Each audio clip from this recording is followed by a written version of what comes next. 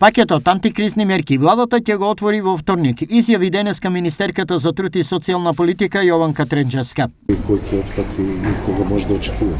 Во вторник на влада веќе е закажана седницата вторник на влада. Во вторник на влада ќе биде пакетот за антикризни мерки со кои што ќе бидат офатени голем број на граѓани, приватниот сектор, така да во вторник имате информација за тоа се што содржи новиот пакет на антикризни мерки. Овој пакет е долго најавуван, а во вредност од 70 милиони евра.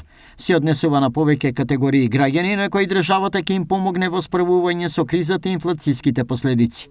Што всушност граѓаните очекуваат да добијат? Ништо. Никогаш не сум очекувала, ни пак ќе очекувам од владата. Значи тоа е тоа? Тоа е. Па би требало да добиеме, па ипак помош е, колку да е помош е, ќе бидеме благодарни. Па нема ништо да добиеме, што ќе добиеме?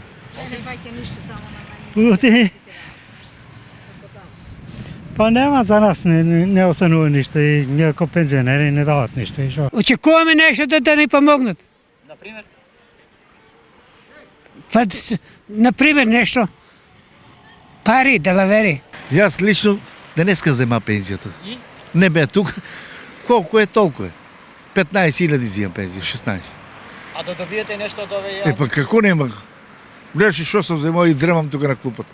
Што да го кажам? Во однос на пензионерите со најниски примања, вице-премиерот Фатмир Битичи изјави дека ќе има парична помош, која ќе се простира до март и најверојатно ќе изнесува по 3.500 денари.